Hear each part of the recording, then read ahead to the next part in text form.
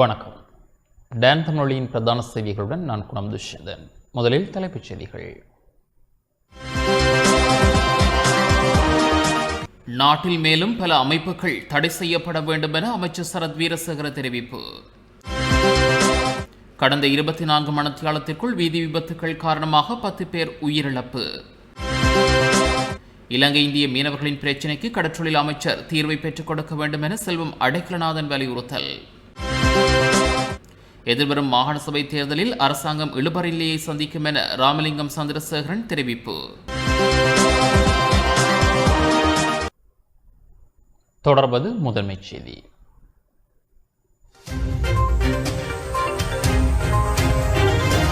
அனுசரணை. முன்கூட்டியே பணத்தை பெற்றுக்கொள்ள முடிவதுடன் முதிர்வின் போது முழு காப்பீட்டு தொகைக்கும் போனஸ் வழங்கும் ஸ்ரீலங்கா இன்சூரன்ஸ் ஏர்லி கேஷ். நாட்டில் மேலும் பல அமைப்புகள் தடை செய்யப்பட வேண்டும் என பொதுமக்கள் பாதுகாப்பு அமைச்சர் சரத் வீரசேகர தெரிவித்துள்ளார். IS மற்றும் அல் குவைதா உள்ளிட்ட பல்வேறு இஸ்லாமிய அடிப்படைவாதி அமைப்புகளை தடை செய்துள்ள அரசாங்கம் மேலும் பல அமைப்புகளையும் நபர்களையும் விரைவில் தடை செய்ய உள்ளதாக பொதுமக்கள் பாதுகாப்பு அமைச்சர் அட்மிரல் சரத் வீரசேகர தெரிவித்துள்ளார். இன்று கொழும்பு முல்லேரியா பகுதியில் புத்தாண்டை முன்னிட்டு போலீசாரின் ஏற்பாடு செய்யப்பட்ட மரநடுகை நிகழ்வில் பங்கேற்ற பின்னர் இவ்வாறு கருத்து வெளியிட்டார். இதன்போது அண்மையில் ஹிட்லரை போன்ற ஆட்சி முறை நாட்டுக்கு அவசியம் என கூறிய ராஜாங்க அமைச்சர் திலும் அமுனுகமவின் கருத்தை நிராகரித்து கருத்து வெளியிட்டார். ஒரு விடயத்தை கூறினால் அதன் வார்த்தைகளை கொண்டு புரிந்து கொள்ளக்கூடாது. அப்படியான கருத்தை தெரிவித்தது யார் என எனக்கு தெரியாது. இருப்பினும் நமது நாட்டில் ஒழுக்கம் என்பது வீழ்ச்சி அடைந்திருக்கிறது. உதாரணமாக வீதிகளில் பின்பற்றப்படாத சம்பவங்களை சுட்டிக்காட்ட முடியும். ஜனவரி முதல் இதுவரை 590 பேர் வீதி விபத்துகளில் உயிர் இழந்துள்ளனர். வீதி சட்டங்கள் மீறப்பட்டதன் பிரதிபலனே இவை. ஆகவே அப்படியானவர்களுக்கு கடும் நடவடிக்கை எடுக்கப்பட வேண்டும். அதற்கமையவே இது போன்ற கருத்துக்கள் வெளியிடப்பட்டிருக்கலாம். மாறாக சாதாரண மக்களுக்கு இடையூறு செய்வதற்கு அல்ல. போதைப்பொருள் கடத்தல், சிறுவர் துஷ்பிரயோகம், பாதாள உலக செயற்பாடு என்பவற்றில் ஈடுபடுவோர்களுக்கு கடும் சட்ட நடவடிக்கை எடுக்கப்பட வேண்டும். அப்படிப்பட்டவர்களின் கைகளை கூட சவுதி அரேபியா துண்டிக்கின்றது. இருப்பினும் எமது நாட்டில் அதுபோன்ற நடவடிக்கை எடுக்கப்படாது. எனினும் சட்ட ரீதியாக கடும் நடவடிக்கை எடுக்கப்பட வேண்டும் என்கிற கருத்தை மையப்படுத்தியதாகவே குறிப்பிட்ட நபர் அவ்வாறு தெரிவித்திருக்கலாமே ஒழிய ஹிட்லரை போன்ற ஆட்சி முறை வேண்டும் என்பதற்கல்ல. இது ஜனநாயக நாடு. மக்களே தலைவர்களை தெரிவு செய்கின்றனர். அந்த வார்த்தைகளை மாத்திரம் பிடித்துக் கொள்ளாமல் நாட்டில் தற்போது ஒழுக்கவீனம் ஏற்பட்டிருப்பதை பார்ப்போம்.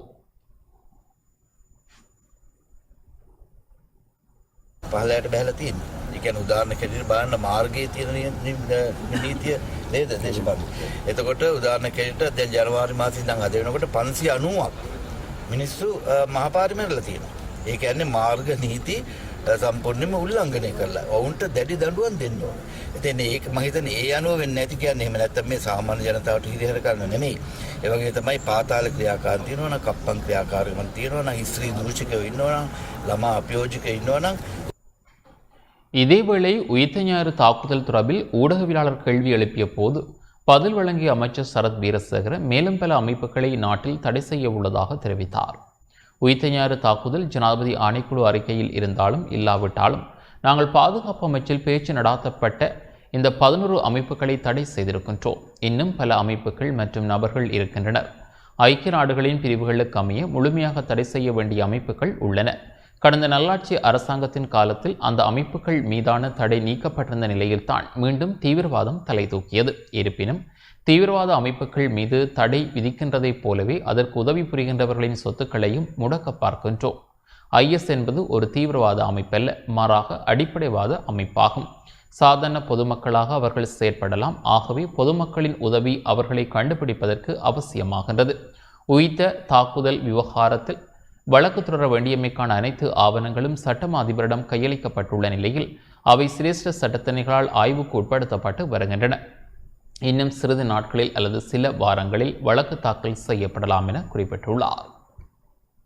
තවත් පුද්ගලයෝ ඉන්නවා, තවත් සංවිධාන තියෙනවා. එක්සත් ජාතීන්ගේ සංගමය 1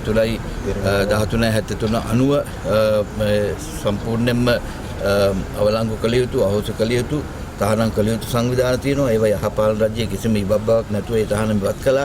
ඒක නිසා තමයි ත්‍රස්තවාදීන්ට නැවත වරක් හිස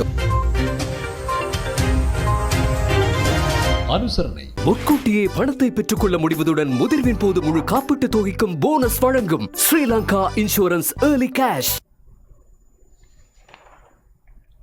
ஐக்கிய தேசிய கட்சியின் தலைவர் ரணில் விக்ரமசிங்கே நாடாளுமன்றம் செல்ல தயாராகி வருகின்றார். ஐக்கிய தேசிய கட்சியின் தலைவர் ரணில் விக்ரமசிங்கே அடுத்த மாதத்திற்குள் கட்சியின் தேசிய பட்டியல் ஆசனத்தை ஏற்றுக்கொள்வார் என கட்சி தவிசாளர் வஜிர அபேவர்தன தெரிவித்துள்ளார். இன்று காலி பகுதியில் இடம்பெற்ற ஊடகவியலாளர் சந்திப்பில் இவ்வாறு குறிப்பிட்டார். ஐக்கிய தேசிய கட்சியின் ஏகமனதான முடிவின் பேரில் ரணில் விக்ரமசிங்கே எதிர்காலத்தில் நாடாளுமன்றில் கட்சியை பிரதித்துவப்படுத்த தயாராகி வருகின்றார் என குறிப்பிட்டுள்ளார்.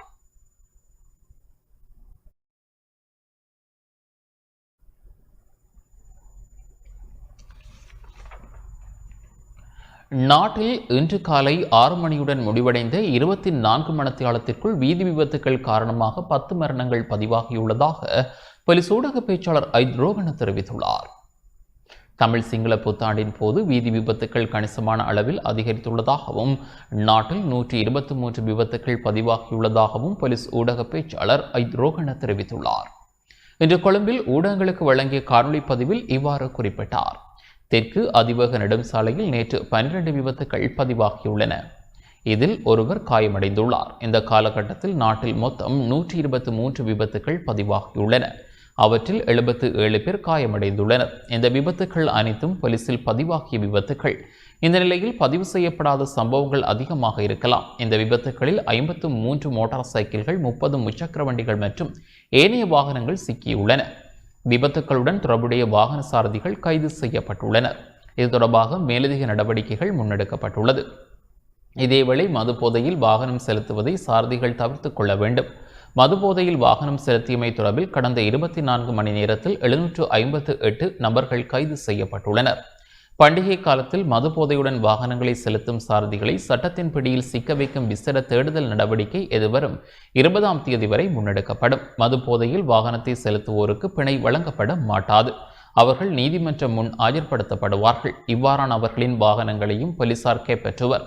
மது போதையுடன் பயணிக்கும் சாரதிகளுக்கு மேலதிகமாக வீதி சட்டங்களை மீறுவோரையும் சட்டத்தின் முன் நிறுத்த எதிர்பார்க்கப்பட்டுள்ளது. கடந்த 24 மணி நேரத்தில் நாட்டில் 121 வீதி விபத்துக்கள் பதிவாகியுள்ளன. இதனால் 10 உயிரிழப்புகள் ஏற்பட்டுள்ளன. தெற்கு அதிவேக நெடுஞ்சாலையில் வாகனங்கள் ஒன்றுடன் ஒன்று மோதி இடம்பெற்ற விபத்துக்கு காரணம் வாகனங்களுக்கிடையில் குறிப்பிட்ட அளவு தூர இடைவெளியை பேணாமை மற்றும் விபத்துக்கு காரணமான வாகன சாரதி வீதியை ஒழுங்காக அவதானிக்காமை ஆகும். நேற்று அதிவேக நெடுஞ்சாலையில் அதிகளவான வாகனங்கள் பயணித்ததை அவதானிக்கக்கூடியதாக இருந்தது. அதிவேக நெடுஞ்சாலை என்பது பயணிகள் அசௌரியமின்றி பயணிப்பதற்கானதாகும். எனினும் இங்கு இடம்பெறும் விபத்துக்களுக்கான காரணம் இரு வாகனங்களுக்கிடையில் குறிப்பிட்டளவு இடைவெளி பேணப்படாமையாகும். அதிவேக நெடுஞ்சாலையில் வாகனத்தை செலுத்தும் போது சாரதியின் கவனம் வேறு திசையில் காணப்படுமாயின் விபத்துக்கள் ஏற்பட வாய்ப்பு உள்ளது. இதன் காரணமாக அதிவேக நெடுஞ்சாலையில் போலீசார் விசேட கண்காணிப்பு கடமைகளில் ஈடுபடுத்தப்பட்டுள்ளனர். சாதாரண நாட்களில் அதிவேக வீதிகளில் மணித்தியாலத்துக்கு 100 கிலோமீட்டர் வேகத்தில் பயணிக்க முடியும். எனினும் மழை காலங்களில் இந்த வேகம் மட்டுப்படுத்தப்பட வேண்டும். எனவே அதற்கு ஏற்ப சாரதிகள் செயற்பட வேண்டும்.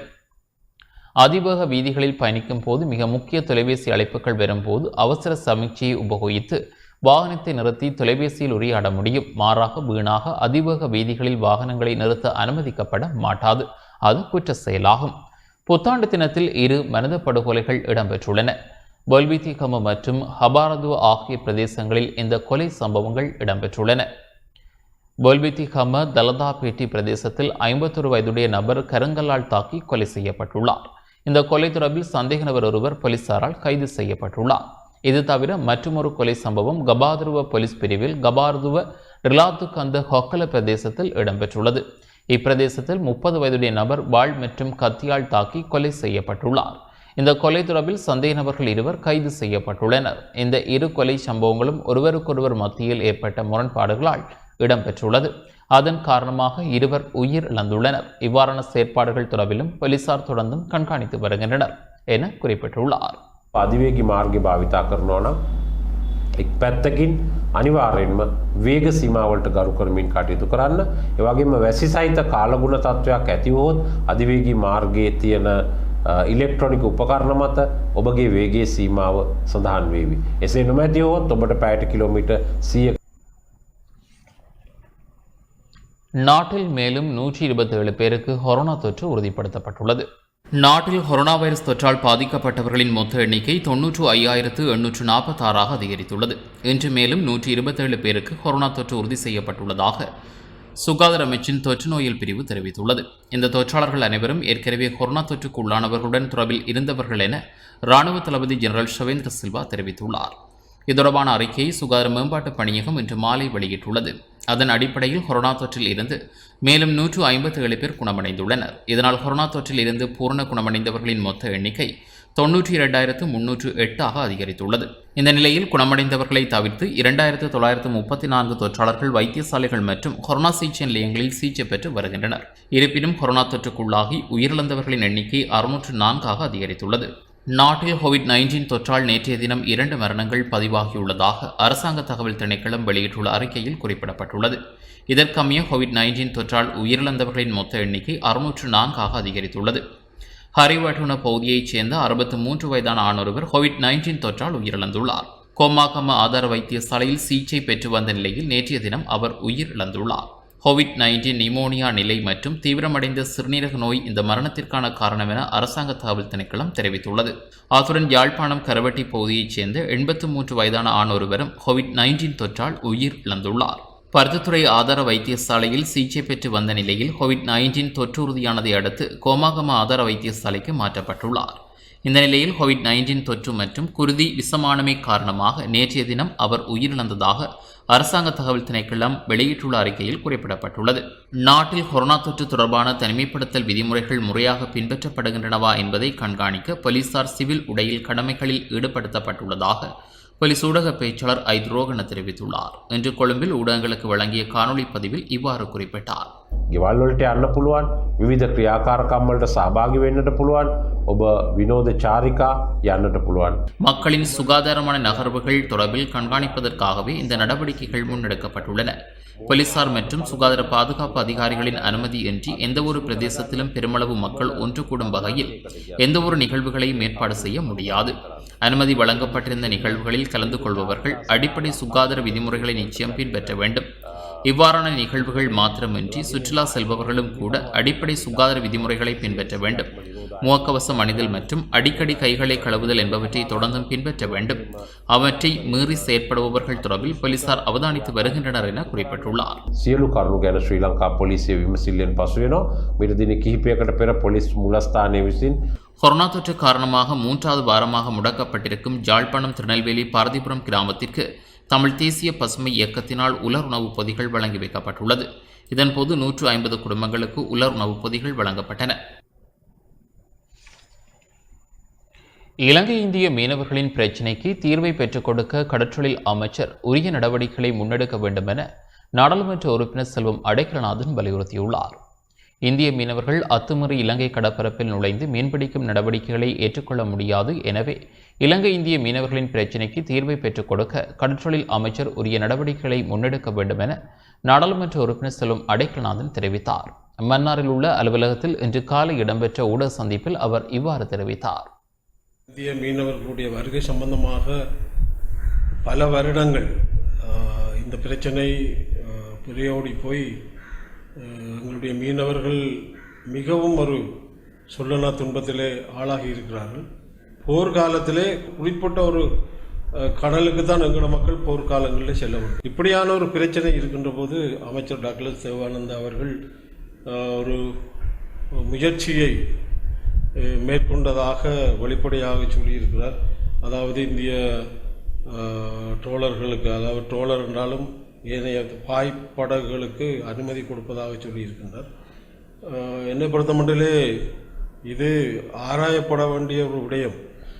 வெளிப்படையாக இந்த விடயங்கள் சொல்லுகின்ற போது எங்களுடைய தமிழ்நாட்டு மக்களுக்கும் எங்களுக்கும் ஒரு முருகல் நிலையை ஏற்படுத்தக்கூடிய சூழல்தான் காணப்படும், சூழல்தான் உருவாகும் என்பதை இங்கு நான் குறிப்பிட விரும்புகின்றேன்.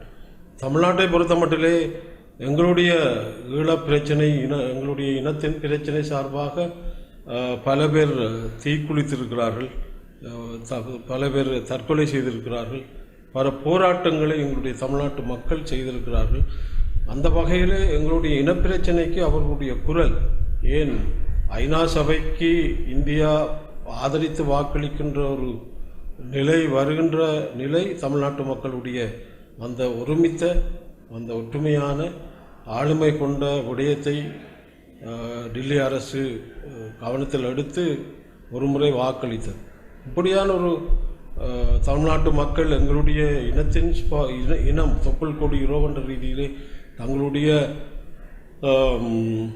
அந்த இனம் சார்ந்த தமிழ் மொழி இனம் சார்ந்த விடயத்திலே அவர்கள் குரல் கொடுக்கின்ற போது இந்த விடயங்களை தீர்க்கப் போவதாக சொல்லிக் கொண்டிருக்கின்ற விடயங்களை சொல்லுகின்ற போது இரு தரப்புகளும் கருத்துக்களை விடுகின்ற போது இரு சமூகத்துக்கும் இடையிலே ஒரு பிரச்சனை உருவாவதற்கான வாய்ப்பு தான் ஏற்படும் என்பதை நான் இங்கு குறிப்பிட விரும்புகின்றேன். அமைச்சரிடம் இதில் சொல்லலாம் என்று நினைக்கின்றேன். இந்த ஒருமுறை நாங்கள் தமிழ் தேசிய கூட்டமைப்பு கௌரவ பிரதமராக இருந்த மன்மோகன் சிங்கை சந்திக்கின்ற போது நாங்கள் ஒரு ஆலோசனையை முன்வைத்தோம். இந்த ஆழ்கடல் தொழில் செய்கின்ற ஆழ்கடல் போட்களை கொடுப்பதனூடாக இந்திய மீனவர்கள் இங்கு வருகின்ற நிலைமை குறையும் என்பதை நாங்கள் எடுத்துச் சொன்னோம். அதே போல் எங்களுடைய மீனவர்களுக்கும் அந்த வசதிகளை செய்து கொடுக்க வேண்டும் என்ற ஒரு கோரிக்கையை முன்வைத்தோம். இது சம்பந்தமாக அமைச்சர் அவர்கள் யோசிக்க வேண்டும். இந்த ஆழ்கடல் மீன்பிடி செய்வதற்கான வழிகளை இந்திய அரசோடு பேசி அவர்களுக்கும் அந்த வசதியையும் எங்களுடைய மீனவர்களுக்கு அந்த வசதியையும் செய்கின்ற போது இந்த எல்லை தாண்டி வருகின்ற பிரச்சனை தீரும் என்பதை நான் இங்கு ஒரு ஆலோசனையாக முன்வைக்க விரும்புகின்றேன். இந்திய மீனவர்கள் உள் வருகை என்பது ஏற்றுக்கொள்ள முடியாது.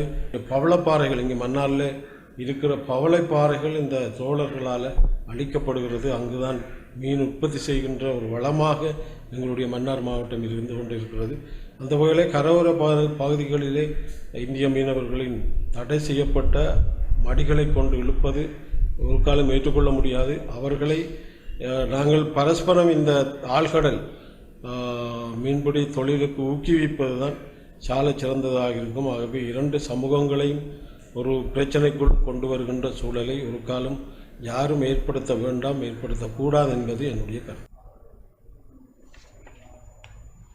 மன்னார் பள்ளிமுனை பகுதி மீனவர்கள் மீது இலங்கை கடற்படையினர் தாக்குதல் நடாத்தியுள்ளதாக நாடாளுமன்ற உறுப்பினர் சார்ல்ஸ் நிர்மலநாதன் தெரிவித்துள்ளார். மன்னார் பள்ளிமுனை பகுதி மீனவர்கள் கடந்த 13ஆம் தேதி இரவு நாச்சிக்குடா வலைப்பாடு எல்லைப் பகுதியில் 2 படகுகளில் மீன்பிடி நடவடிக்கையில் ஈடுபட்ட வேளை இலங்கை கடற்படையினர் மீனவர்கள் மீது தாக்குதல் நடாத்தியுள்ளதாகவும் மீன்பிடி உபகரணம் மற்றும் ஒரு தொலைபேசியையும் கடற்படையினர் எடுத்து சென்றுள்ளதாகவும் நாடாளுமன்ற உறுப்பினர் சார்ல்ஸ் நிர்மலநாதன் தெரிவித்துள்ளார். இன்று மன்னாரில் மீனவர்கள் பாதிக்கப்பட்ட விடயம் தொடர்பில் ஊடகங்களுக்கு கருத்து வெளியிட்டார்.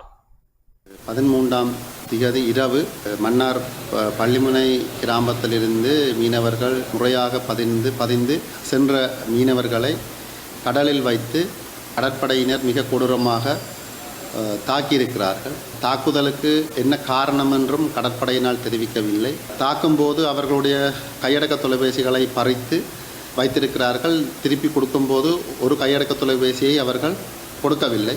மன்னார் மாவட்ட கடத்தொழில் திணைக்களத்தினுடைய உதவி பணிப்பாளர் இதற்குரிய நடவடிக்கை எடுப்பதாக கூறியிருக்கிறார்.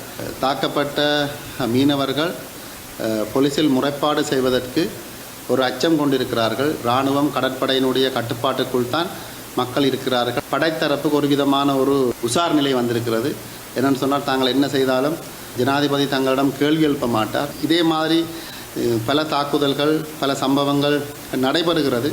ஆனால் மக்கள் அதை வெளியில் சொல்வதற்கு அச்சப்படுகிறார்கள். மக்கள் மீது தேவையற்ற விதத்தில் தாக்குதல் நடத்துவதும் எங்களை மக்களை அச்சுறுத்துவதையும் ஏற்றுக்கொள்ள முடியாது.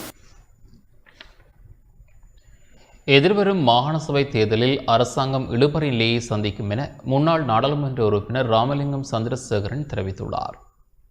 எதிர்வரும் மாகாண சபை தேர்தலில் அரசாங்கம் இழுபறி நிலையை சந்திக்கும் எனவும் பெருந்தோட்ட தொழிலாளர்களுக்கு 1000 ரூபாய் சம்பளம் கிடைக்கின்றதா என்பதில் சந்தேகம் எழுந்துள்ளதாகவும் மக்கள் விடுதலை முன்னணியின் யாழ்ப்பாண மாவட்ட அமைப்பாளரும் முன்னாள் நாடாளுமன்ற உறுப்பினருமான ராமலிங்கம் சந்திரசேகரன் தெரிவித்துள்ளார். இன்று நுவரெலியாவில் இடம்பெற்ற ஊடகவியலாளர் சந்திப்பில் இவ்வாறு குறிப்பிட்டார். கடந்த காலம் முழுவதுமே எமது கடல் பரப்பிலே இந்திய மீனவர்கள் எமது கடல் வளங்களை சூறையாடி வருகின்றார்கள். வடக்கில் வாழ்கின்ற மீனவர்களுடைய வாழ்க்கை மிகவும் அனாதரவான நிலைமைக்கு தள்ளப்பட்டிருக்கின்ற ஒரு துர்பாக்கியமான நிலைமை ஏற்பட்டிருக்கின்றது. இந்தியா என்பது இன்று மிக தெளிவாக இரட்டை வேடம் பூண்டுகின்ற நபர்களாகும். இந்திய அரசாங்கத்திற்கும் இந்திய அதிகாரிகளுக்கும் அதே போல் விசேடமாக தமிழ்நாட்டு அரசியல்வாதிகளுக்கும் போலி கண்ணீர் வடிக்க வேண்டாம். எங்களது உரிமையை பறிப்பதற்கு உங்களுக்கு எந்த அருகதையும் கிடையாது. தோட்ட தொழிலாளர்களுடைய வாழ்க்கையில் எந்த விதமான மாற்றங்களும் நிகழவில்லை. கம்பெனிக்காரர்களால் இந்த 1000 ரூபாய்க்கும் வேற்று வைக்கின்ற வேலைகளை முன்னெடுத்து வருகின்றார்கள். தோட்ட தொழிலாளர்களுக்கு 1000 ரூபாயின் உத்தரவாதத்தையும் அதே போன்று அவர்களுக்கு வழங்கப்பட வேண்டிய வேலை நாட்கள், அதே போன்று மேலதிக கொடுப்பனவுகள் அனைத்தையும் வழங்குவதற்கு ஏதுவான நடவடிக்கை எடுப்பதற்கு அரசாங்கம் கட்டுப்பட்டிருக்கின்றது. அரசாங்கத்தின் கட்டுப்பாட்டின் கீழ் இருக்கின்ற தோட்டங்களில் முதலில் 1000 ரூபாவை கொடுத்து அதை நடைமுறைப்படுத்துங்கள். நாட்டு மக்கள் மத்தியில் இன்றைக்கு பாரிய ஒரு அதிருப்தியான நிலைமை தோட்டம் பெற்றிருக்கின்றது. அந்த அதிருப்தியான நிலைமையின் காரணமாக எதிர்வரும் மாகாண சபை தேர்தலிலே இவர்கள் இழுபறிக்குள்ளாகுவது தவிர்க்க முடியாது. அரசாங்க கட்சியினுள்ளே பாரிய குளறுபடியான நிலைமை ஏற்பட்டிருக்கின்றது என்பதுதான் உண்மை நிலைமை. மட்டக்களப்பு மாவட்டத்தில் காணி இல்லாத குடும்பங்களுக்கு காணி பகிர்ந்தளிக்கப்பட்டுள்ளது. கொடுங்கள் அப்பொழுது உங்களுக்கு கொடுக்கப்படும் என்ற தொனிப்பொருளில் மட்டக்களப்பு மாவட்டத்தில் காணி இல்லாத குடும்பங்களுக்கு காணி பகிர்ந்தளிக்கும் நிகழ்வு சித்திரை புத்தாண்டு தினத்தில் இடம்பெற்றது. கிரான் பிரதேச செயலாளர் பிரிவில் உள்ள எத்தலை வேட்டுக்காடு எனும் இடத்தில் வைபவ ரீதியாக பயனாளிகளுக்கு காணி உறுதி ஆவணம் வழங்கி வைக்கப்பட்டது. கிரானில் உள்ள சமூக ஆர்வலரான குருசுமுத்து வீணா லவகுமார் என்பவரே தமக்கு சொந்தமான சுமார் 15 ஏக்கர் காணியை 224 பேருக்கு இவ்வாறு இலவசமாக வழங்கி வைத்தார். மட்டக்களப்பு மாவட்டத்தில் உள்ள பல்வேறு கிராமங்களில் வறுமை நிலையில் வாழும் வாடகை வீட்டில் உள்ளோர், மாற்றுத்திறனாளிகள் மற்றும் கணவனை இழந்தோர் என அடையாளம் காணப்பட்டு அவர்களின் எதிர்கால வாழ்வு கருதி இந்த காணி பயனாளிகளுக்கு வழங்கி வைக்கப்பட்டது. பயனாளிகளின் பிள்ளைகளின் கல்வி மேம்பாடு, பொருளாதார விருத்தி கருதி இந்த நடவடிக்கையை முன்னெடுத்ததாக நன்கொடையாளர் வீணா லவகுமார் தெரிவித்தார். இதன்போது மதஸ்தலங்கள், பாடசாலைகள் போன்றவற்றுக்கும் காணி ஒதுக்கீடு செய்யப்பட்டது. அத்துடன் குடியிருப்பாளர்களின் எதிர்கால தேவை வாழ்வாதாரத்தை நிவர்த்தி செய்ய சிறுதோட்ட பயிர் செய்கை நடவடிக்கைக்காக குத்தகை அடிப்படையில் மேலும் 15 ஏக்கர் காணி பகிர்ந்தளிக்கும் நடவடிக்கையும் முன்னெடுக்கப்பட்டது. இந்நிகழ்வில் அருட்தந்தை நியூட்டன் அடிகளார், சகலமத ஐயப்பன் யாத்திரை குழு குருசாமி சாம்பசிவம், புனித ராபன், புனிதாபரன் மற்றும் இளைப்பாறிய மரமுந்திரிகை கூட்டுத்தாபன முகாமினர் டீனா நிதர்சன் ஆகியோர்கள் அதிதிகளாக கலந்து கொண்டதுடன் காணி வழங்குனருக்கு வாழ்த்தும் தெரிவித்தனர். இந்த நிகழ்வை பற்றி நான் கேள்விப்பட்டது மிகவும் ஆச்சரியமாக இருந்தது. காரணம், இந்த காலங்களில் இந்த உலகம் போகிற வேகத்திற்கும் சரி, மனிதர்களுடைய மனநிலை மாறிக்கொண்டிருக்கிற இந்த காலத்தில் சொந்த சகோதரங்கள் கூட தங்களுடைய ஏனைய சகோதரங்களுக்கு ஒரு அடி நிலத்தை விட்டு கொடுப்பதற்கே தயங்குகிற காலம். எல்லாரும் தங்களுக்கு என்று சுயநலமாக வாழ்கிற பொழுது 224 குடும்பங்களுக்கு 10 பேர்ச் நிலம் வழங்குவதென்பது ஒரு கற்பனையில் கூட நான் நினைத்து பார்க்காத ஒரு விடயம். ஒரு சாதாரண மனிதர் இவ்வாறு தன்னிடம் இருப்பதை மற்றவர்களுக்கு கொடுக்க வேண்டும் என்று நினைப்பது ஒரு தெய்வீக பண்பு. ஆகவே இப்படியான ஒரு எண்ணம் இவருக்கு வந்ததற்கு கூட காரணம், நீங்கள் ஒவ்வொருவரும் நன்றாக இருக்க வேண்டும் என்று அவர் ஆசைப்பட்டார். நன்றாக பிள்ளைகள் படிக்க வேண்டும், நன்றாக வாழ வேண்டும். வாடகை வீட்டிலும் சரி, ஏனைய இடங்களிலும் கஷ்டப்படுவதை விட தங்களுக்கென்று சொந்தமான ஒரு நிலம், சொந்தமான வீடுகள், சொந்தமான அபிவிருத்தி என்று எல்லாரும் நன்றாக வாழ வேண்டும் என்று ஆசைப்பட்டு கனவு கண்டு இந்த நல்ல காரியத்தை ஆரம்பித்து வைத்திருக்கின்றார். ஆகவே இவர் போட்டிருக்கிற இந்த முதல் படி மிகப்பெரிய ஒரு மைல்கல்லாக மாறுவதற்கு கடவுளுடைய துணையும் ஆசிரும் இவருக்கும் இவருடைய குடும்பத்துக்கும், அதே வேளையில் இந்த இடத்திலே வாழப்போகிற உங்களுக்கும் எல்லாமே நல்லபடியாக நடக்க இறைவனை பிரார்த்தித்து விடைபெறுகிறேன். நன்றி. கொடைவள்ளல் அண்ணன் லவகுமார் அவர்கள் அவருடைய சகோதரர்கள் மூலமாக, நண்பர்கள் மூலமாக கிராமம் தோறும் அலைந்து ஒரு சில இளைஞர்களூடாக உண்மை நிலைகளை அறிந்து சில உண்மையான பயனாளிகளை இனங்கண்டு அவர்களுக்காக காணிகளை வழங்குவதற்கு முன்வந்ததை அறிந்து நாமும் எனது பெயரை கொடுத்து பதிவு செய்து கொண்டோம். அந்த வகையில் உண்மையில் நான் சந்தோஷப்படுகிற ஒரு விடயம் என்னவென்றால், ஒரு தமிழனாய் நான் மிகவும் பெருமைப்படுகின்றேன். நான் இந்த மண்ணிலே இன்னொரு இடத்தில் நான் வாடகைக்கு இருக்க வேண்டிய சூழ்நிலையிலும் கூட இன்று என்னுடைய மண்ணில் நான் வாழ்வதற்கு ஒரு இடத்தை எனக்கு பெற்றுக் கொடுத்திருக்கின்றார்.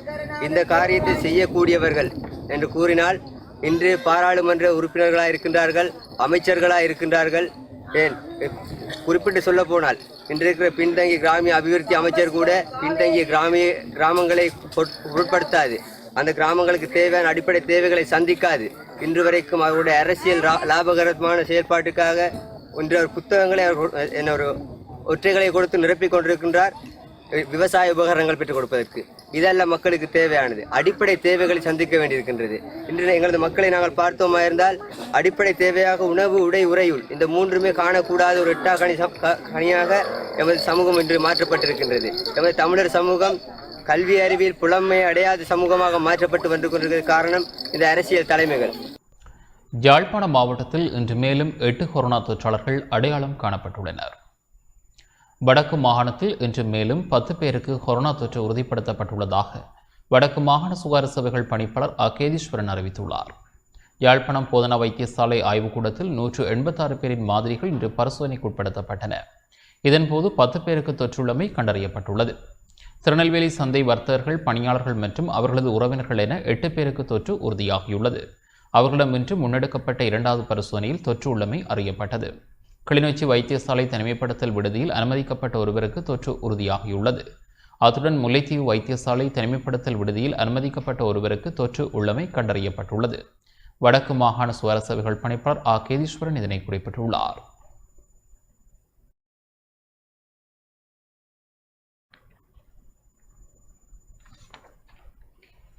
நாட்டில் மேலும் 4 கொரோனா மரணம் பதிவாகியுள்ளது. நாட்டில் கொரோனா தொற்றால் உயிரிழந்தவர்களின் மொத்த எண்ணிக்கை 608ஆக அதிகரித்துள்ளது. கொரோனா தொற்று காரணமாக இன்றிரவு மேலும் 4 பேர் உயிரிழந்துள்ளதாக அரசாங்க தகவல் திணைக்களம் தெரிவித்துள்ளது. அந்த வகையில் பனிப்பெட்டிய பகுதியைச் சேர்ந்த 62 வயதுடைய ஆண், எல்லத்தல பகுதியைச் சேர்ந்த 72 வயதுடைய பெண், கபுலியத்த பகுதியைச் சேர்ந்த 78 வயதுடைய ஆண், தெனியாய பகுதியைச் சேர்ந்த 34 வயதுடைய ஆண் என 4 பேர் உயிரிழந்துள்ளனர்.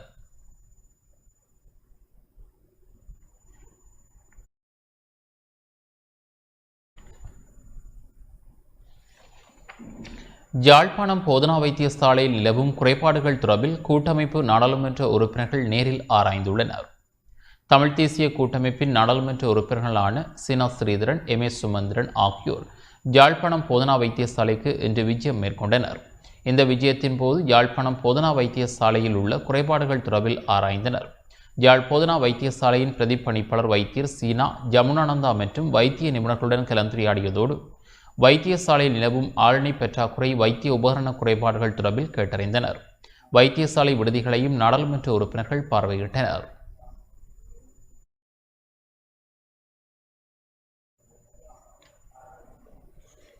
வவுனியா பொது வைத்தியசாலையை போதனா வைத்தியசாலையாக தரமுயர்த்த வேண்டும் என யாழ்ப்பாணம் போதனா வைத்தியசாலை பிரதிப்பணிப்பாளர் CS ஜமுனானந்தா தெரிவித்துள்ளார்.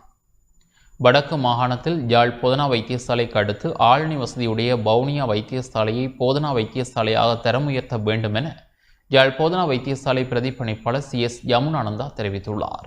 இன்று ஊடகங்களுக்கு அனுப்பி வைத்துள்ள அறிக்கையில் இந்த விடயத்தை குறிப்பிட்டுள்ளார். கோவிட் தொற்று சமூக இயங்குதளத்தில் பாரிய முடக்கத்தை ஏற்படுத்தியுள்ளது. இதில் சிறு பிள்ளைகளின் கல்வி முதல் பல்கலைக்கழக கல்வி வரை அடங்கும். இலங்கையின் வடபகுதியில் மருத்துவ கல்வி தொடர்பாக நோக்குகையில் யாழ் மருத்துவப்பீட மாணவர்களின் கல்வி தொடர்ச்சியாக முன்னெடுக்கப்பட்டாலேயே எதிர்வரும் 5 வருடங்களுக்கு எமது பிரதேசத்துக்கு சேவையாற்ற போதிய அளவு மருத்துவர்கள் உருவாக்கப்படுவார்கள். எனவே கோவிட் தொற்று காரணமாக இடைநிறுத்தப்பட்ட மருத்துவ போதனா கற்கைகளின் சில பகுதிகளை யாழ் மருத்துவப்பீடத்தின் 3ஆம் 4ஆம் ஆண்டு மாணவர்கள் வவுனியா வைத்தியசாலையில் மேற்கொள்ளலாம். மேலும் பல்கலைக்கழகமாக தரமுயர்த்தப்படும் வவுனியா வளாகத்தில் மருத்துவ பீடத்தை உருவாக்குவதனால் முல்லைத்தீவு, வவுனியா, மன்னார் மாவட்டங்களில் மருத்துவ பீடத்துக்கு தெரிவு செய்யும் மாணவர்களை அதிகரிக்கலாம். கொரோனா தொற்று காரணமாக உலகளாவிய ரீதியில் அடுத்து வரும் 5 வருடங்களுக்கும் மருத்துவ சேவையில் ஆழ்நிலையில் நெருக்கடி ஏற்படும். இதனால் மருத்துவர்கள், மருத்துவ நிபுணர்கள் மற்றும் துணை மருத்துவ பிரிவுகளுக்கு சர்வதேச ரீதியில் தேவை அதிகரிக்கும். இந்த நிலையில் உள்ளூரில் மருத்துவ சேவை வழங்கலில் நெருக்கடி ஏற்படலாம்.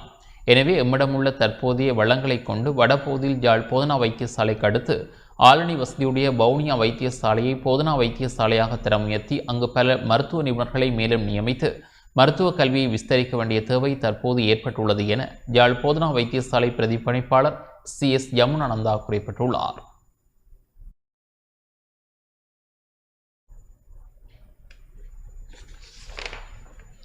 உணவு பாதுகாப்பு சட்டத்திட்டங்களை மீறுபவர்களுக்கு எதிராக நீதிமன்றம் ஊடாக சட்ட நடவடிக்கை எடுக்கப்படும் என அம்பாறை கல்முனை பிராந்திய சுகார சேவைகள் பணிப்பாளர் GN சுகுணன் தெரிவித்துள்ளார்.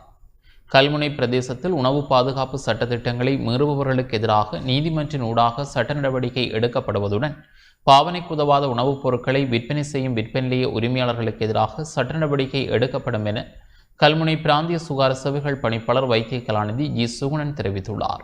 தற்போது நோன்பு காலம் என்பதால் வீதியோரங்களில் உணவுப் பொருட்கள் விற்பனை செய்யப்பட்டு வருவதாகவும் அங்கு சுகாதார நடைமுறைகள் பின்பற்றப்படுவது இல்லை என்றும் குறிப்பிட்டார். வியாபார நடவடிக்கைகளில் ஈடுபடுபவர்கள் முகக்கவசம், கையுறை போன்றவற்றை பயன்படுத்த வேண்டும் என கேட்டுக்கொண்டார்.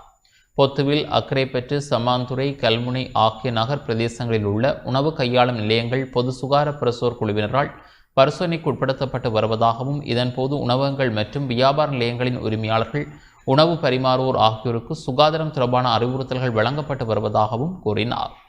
உணவு சட்ட விதிமுறைகள், நுகர்வோர் விவகார சட்டங்கள் மற்றும் அதன் விதிமுறைகளுக்கு அமைய வேண்டும் எனவும் உணவு தயாரிப்போர், உணவு விநியோகிக்கும் இடம், பயன்படுத்தும் உபகரணம் போன்றவற்றின் தூய்மையை உறுதிப்படுத்தல், அதிக எண்ணெய், அதிக சீனி, அதிக உப்பு கொண்ட உணவுகளை விற்பனை செய்யாதிருத்தல் உள்ளிட்ட விடயங்கள் தொடர்பில் ஆலோசனைகள் வழங்கப்பட்டுள்ளதாகவும் தெரிவித்தார்.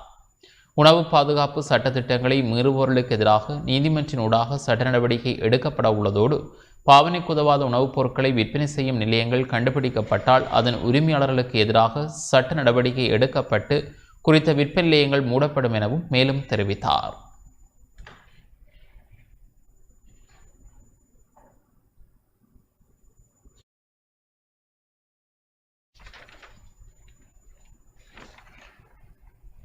முல்லைத்தீவில் புனரமைப்பு பணிகள் முன்னெடுக்கப்படும் பாலத்திற்குள் பாய்ந்து மோட்டார் சைக்கிள் விபத்துக்குள்ளானதில் குடும்பஸ்தர் உயிரிழந்துள்ளார். முல்லைத்தீவில் புதுக்குடியிருப்பு பரந்தன் வீதியில் காளிகோவில் அடியில் அமையப்பெற்ற பாலத்திற்கான திருத்தப் பணிகள் முன்னெடுக்கப்படும் நிலையில் நேற்று இரவு புதிதாக அமைக்கப்படும் பாலத்திற்கு வேகமாக சென்ற மோட்டார் சைக்கிள் விபத்துக்குள்ளானதில் குடும்பஸ்தர் உயிரிழந்துள்ளார். அத்துடன் அதில் பயணித்த மற்றும் ஒருவர் படுகாயம் அடைந்துள்ளார். காளிகோவிலடி பால திருத்தப் பணிகள் நடைபெற்று வரும் நிலையில் மக்களின் போக்குவரத்திற்காக மாற்றுப்பாலம் அமைக்கப்பட்டுள்ளது. சித்திரை புத்தாண்டு இரவு 9 மணியளவில் புதுக்குடியிருப்பு பகுதியிலிருந்து வேகமாக சென்ற மோட்டார் சைக்கிள் திருத்தப் பணிகள் மேற்கொள்ளப்பட்டு வரும் பாலத்திற்குள் எச்சரிக்கை சமிக்ஞையை தாண்டி பாலத்தில் மோதி விபத்துக்குள்ளானது. இதன்போது திருகோணமலை திரியாய் 6ஆம் வட்டாரம் கட்டக்குளத்தை புறப்படமாகவும் மூங்கிலாறு வடக்கு உடையார்கட்டை வசிப்பிடமாகவும் கொண்ட 37 வயதுடைய 3 பிள்ளைகளின் தந்தையான அழகானந்தான் காந்தன் என்பவர் சம்பவ இடத்தில் உயிரிழந்துள்ளார். அத்துடன் மற்றும் ஒருவர் படுகாயம் அடைந்துள்ளார். இந்த நிலையில் புதுக்குடியிருப்பு போலீசார் மேலதிக விசாரணைகளை மேற்கொண்டு வருகின்றனர்.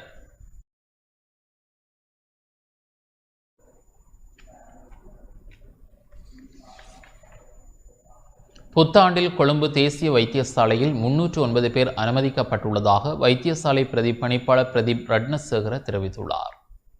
புத்தாண்டு வாரத்தில் அதாவது 13 மற்றும் 14ஆம் தேதிகளில் திடீர் விபத்துக்கள் காரணமாக கொழும்பு தேசிய வைத்தியசாலையில் 309 பேர் அனுமதிக்கப்பட்டுள்ளதாக வைத்தியசாலை பிரதிபலிப்பாளர் பிரதீப் ரட்னசேகர தெரிவித்துள்ளார்.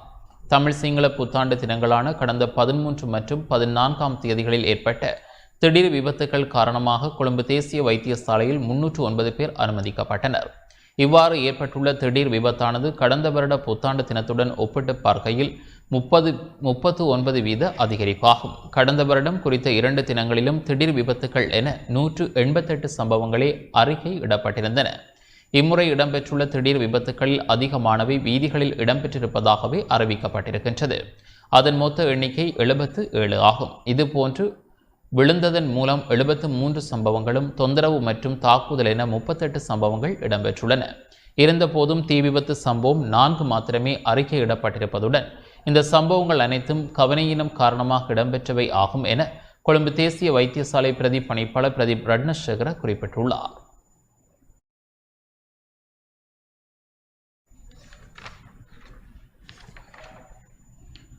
இலங்கையில் செயற்பட்டு வரும் 38 அரசு சார்பற்ற அமைப்புகள் தொடர்பில் விசாரணைகள் ஆரம்பிக்கப்பட்டுள்ளன. ஈஸ்டர் தாக்குதல் சம்பவத்தின் பின்னரான காலத்தில் இலங்கையில் செயற்பட்டு வரும் 38 அரசு சார்பற்ற அமைப்புகள் தொடர்பில் அரசாங்கத்தால் விசாரணைகள் ஆரம்பிக்கப்பட்டுள்ளன. ஏப்ரல் 21 தாக்குதலுக்கு பின்னர் இந்த விசாரணைகள் ஆரம்பிக்கப்பட்டுள்ளதாக அரசு சார்பற்ற அமைப்புகள் தொடர்பான பொதுச் செயலாளர் காரியாலயத்தின் பணிப்பாளர் நாயகம் ராஜா குணரட்ன தெரிவித்துள்ளார். பயங்கரவாத தடை சட்டத்தின் கீழ் அடிப்படை வாதத்துடன் தொடர்புடைய 11 இஸ்லாமிய அமைப்புகள் நாட்டினுள் தடை செய்யப்பட்டுள்ளன. இவ்வாறு தடை செய்யப்பட்டுள்ள அமைப்புகளில் 3 அரசு சார்பற்ற நிறுவனங்களும் அடங்குவதாக அரசு சார்பற்ற அமைப்புகள் தொடர்பான பொதுச் செயலாளர் காரியாலயத்தின் பணிப்பாளர் குறிப்பிட்டுள்ளார். மரக்கன்று நடும் சுப நேரத்தில் நடுவதற்காக பிரதமரினால் சுற்றாடல் அமைச்சருக்கு வெண் சந்தனக்கன்று வழங்கி வைக்கப்பட்டது. மரக்கன்று நடும் சுபநேரமான நாளைய தினத்தில் நடுவதற்காக பிரதமர் மஹிந்த ராஜபக்ஷவினால் சுற்றாடல்துறை அமைச்சர் மஹிந்த அமரவீரவுக்கு வெண்சந்தனக்கன்று வழங்கி வைக்கப்பட்டது. இந்நிகழ்வு கோல்டன் இல்லத்தில் இன்று நடைபெற்றது. தமிழ் சிங்கள புத்தாண்டு சடங்கின் மரக்கன்று நடும் புண்ணிய நிகழ்வு நாளை காலை 6:40 மணிக்கு கிழக்கு நோக்கி இடம்பெற உள்ளது. இச்சடங்கின் பிரதான நிகழ்வு அகுனுகொல பெலசவில் அமைந்துள்ள சுற்றாடல்துறை அமைச்சர் மஹிந்த அமரவீரவின் இல்லத்தில் இடம்பெற உள்ளது. இதற்கமைவாக மரக்கன்று நடும் சடங்கு நாடளாவிய ரீதியிலும் இடம்பெற உள்ளமை குறிப்பிடத்தக்கது.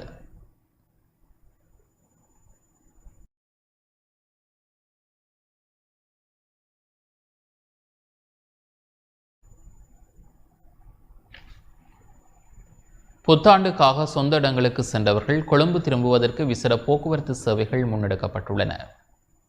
புத்தாண்டை முன்னிட்டு சொந்த ஊர்கள் நோக்கி பயணித்த மக்கள் மீள கொழும்பு திரும்புவதற்காக இன்று முதல் விசேட போக்குவரத்து சேவைகள் இடம்பெற உள்ளதாக இலங்கை போக்குவரத்து சபை தெரிவித்துள்ளது.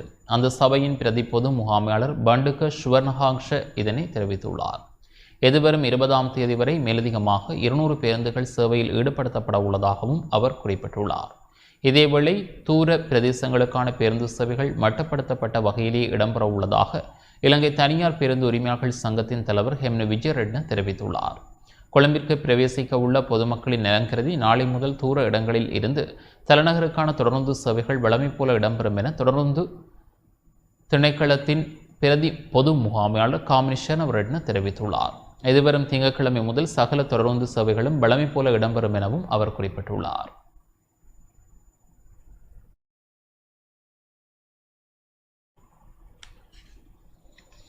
நுகர்வோர் உரிமைகளை பாதுகாப்பதற்கான தேசிய அமைப்பின் தலைவர் விளக்கமறியலில் வைக்கப்பட்டுள்ளார். நுகர்வோர் அதிகார சபையின் அதிகாரிகளை கடும் தொனியில் பேசியமை தொடர்பில் கைது செய்யப்பட்ட நுகர்வோர் உரிமைகளை பாதுகாப்பதற்கான தேசிய அமைப்பின் தலைவர் அசேல ஷம்பத் எதிர்வரும் 19ஆம் தேதி வரை விளக்கமறியலில் வைக்கப்பட்டுள்ளார். அவர் நுகர்வோர் அதிகார சபையின் அதிகாரிகளை கடும் தொனியில் பேசியமை தொடர்பில் கடந்த செவ்வாய்க்கிழமை கொம்பனி வீதி போலீசாரால் கைது செய்யப்பட்டிருந்தார். அதுவும் கோட்டை நீதிமன்றத்தின் திறந்த பிடியாணையின் பேரிலேயே அவர் கைது செய்யப்பட்டிருந்தார். இந்த நிலையில் சந்தேக நபரை எதிர்வரும் 19ஆம் தேதி வரை விளக்கமறியல் வைக்குமாறு நீதிமன்றம் உத்தரவிட்டுள்ளது. அத்துடன் சந்தேக நபர் தொடர்பான மேலதிக விசாரணைகளை கொம்பனி வீதி போலீசார் முன்னெடுத்து வருகின்றனர். இதன்போது போலீசாரின் காவலின் மத்தியில் ஊடகங்களுக்கு கருத்து தெரிவித்த அசேல சம்பத், மக்களுக்கு விஷம் வழங்கியவர்கள் வெளியே, அது தொடர்பில் பேசிய நான் உள்ளே, இப்பொழுது பந்துலவிற்கு மகிழ்ச்சியா என தெரியாது. நான் மக்களுக்காக சிறைக்கு சென்றுள்ளேன். போதைப்பொருள், மதுபானம், கஞ்சா ஆகியவற்றுக்காக உள்ளே செல்லவில்லை. மாறாக மக்களுடைய உணவுப் பொருளின் தரம் குறித்து பேசியமைக்காகவே சிறைக்கு சென்றுள்ளேன். என்னுடைய 4 பிள்ளைகளுக்கும் ஏதேனும் நேர்ந்தால் பந்துல குணவர்த்தனவின் பிள்ளைகளுக்கும் அதே போன்றதொரு நிலைமையே ஏற்படும். எதிர்க்கட்சி தலைவர் அவர்களே, நான் சென்று வரும் வரைக்கும் என்னுடைய பிள்ளைகளை பாதுகாத்து தாருங்கள். நான் நாட்டு மக்களுக்காக பேசிய நபர் என்னை கைது செய்துள்ள போலீசாரின் உணவின் தரம் தொடர்பிலேயே பேசினேன்.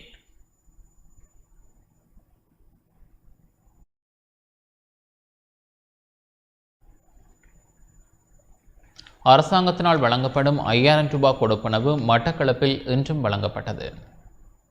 அரசாங்கத்தின் அறிவுறுத்தலுக்கு அமைய சமுத்தி மற்றும் வருமானம் குறைந்த குடும்பங்களுக்கு தலா 5000 ரூபாய் கொடுப்பனவுகள் இன்றும் கல்முனை வடக்கு பிரதேச செயலக பிரிவில் உள்ள பெரிய நீலாவணை கிராமத்தில் உள்ள மக்களுக்கு பகிர்ந்தளிக்கப்பட்டன. கல்முனை வடக்கு பிரதேச செயலக பிரிவில் உள்ள பெரிய நீலாவணை கிராமத்தில் வருமானம் குறைந்த குடும்பங்களுக்கு பிரதேச சமுத்தி அபிவிருத்தி உத்தியோகஸ்தர் விமல்ராஜ் தலைமையில் 5000 ரூபாய் கொடுப்பனவு வழங்கி வைக்கப்பட்டது. இதன்போது 262 வருமானம் குறைந்த குடும்பங்கள் 5000 ரூபாய் நிதியுதவியை பெற்றுக் கொண்டிருந்தமை குறிப்பிடத்தக்கது.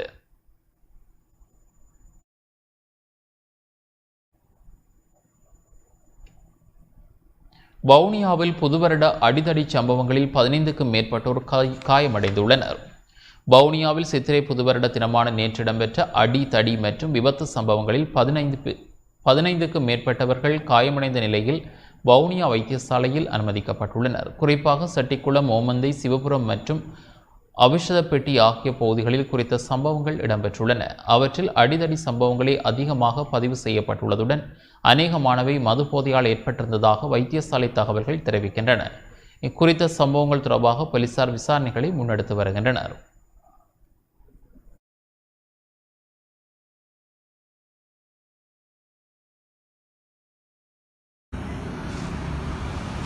இத்துடன் இந்த செய்திகள் நிறைவு பெறுகின்றன. மீண்டும் நாளை பிரதான செய்திகளை எதிர்பாருங்கள். வணக்கம்.